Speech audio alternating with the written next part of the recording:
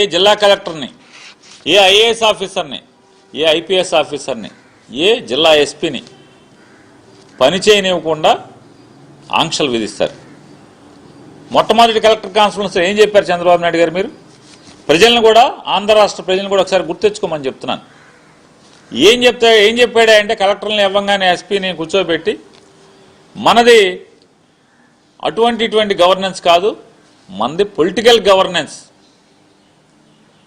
మా కార్యకర్తలందరూ కూడా వస్తారు, వాళ్ళకి మర్యాద ఇవ్వండి, మా ఎమ్మెల్యేలతో మీరు మాకు కంప్లైంట్లు రాకుండా చూసుకోండి.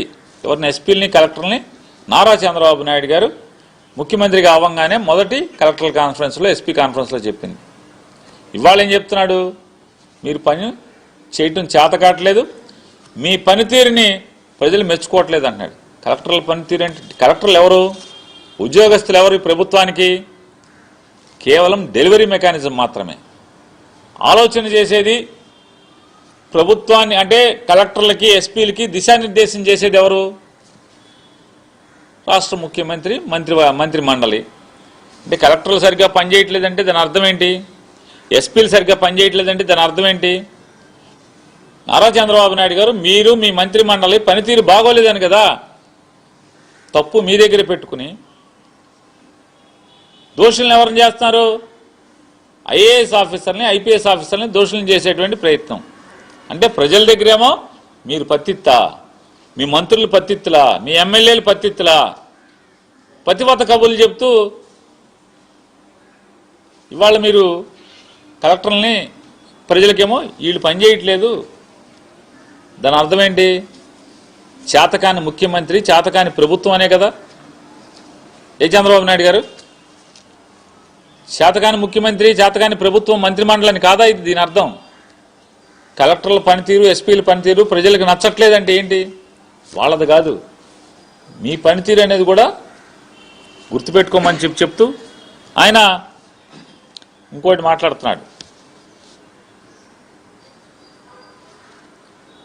ప్రైవేటు భాగస్వామ్యంలో, అంటే డబ్బున్న వాళ్ళందరితో, వ్యాపారస్తులతో ప్రభుత్వ మెడికల్ కాలేజీలని వాళ్ళ చేతికి అప్పచెప్పేసి నడపటం అనేది ప్రపంచం అంతా కూడా ఇదే నడుస్తుందంట. ప్రపంచం అంతా నడిచినట్టు ఆంధ్ర రాష్ట్రంలో, భారతదేశంలో జరుగుతుందా? ప్రపంచంలో ఏ పాలకుడైనా, ఏ అంటే అక్కడ ముఖ్యమంత్రి కానీ లేదా ప్రధానమంత్రి కానీ అతని మీద, అంటే అతను పాపాలు చేసి దోషిగా సాక్ష్యాధారాలను కూడా ఉండగా జైల్లోకి వెళ్ళి బెయిల్ మీద బయటకు వచ్చి, అంటే ఆరోగ్యం బాగాలేదని హెల్త్ కండిషన్స్ బెయిల్ మీద బయటకు వచ్చి మళ్ళీ ముఖ్యమంత్రిగా కేసులన్నీ మూయించుకున్నాడు ఎవడన్నా ఉన్నాడా? ప్రపంచంలో ఇది ఇక్కడ ఒక్క చోటే కదా. ఇటువంటి ముఖ్యమంత్రి, భారతదేశంలో మొదటి ముఖ్యమంత్రి కూడా మీరే కదా. మీ మీద ఉన్న కేసుల్ని మీరే ముఖ్యమంత్రిగా ఉండి, మీరు ముద్దాయిగా ఉండి, మీరు ముఖ్యమంత్రిగా ఉండి మీ కేసులన్నీ కూడా అధికారులను బెదిరించి క్లోజ్ చేసుకున్నటువంటి ముఖ్యమంత్రి ఎవడున్నారంటే భారతదేశంలో ఇంతవరకు చరిత్రలో, స్వాతంత్రం వచ్చిన 70-80 ఏళ్లలో, 8 దశాబ్దాలలో మీరే కదా. ఇంకోటి ఎవడన్నా ఉన్నాడా ముఖ్యమంత్రి?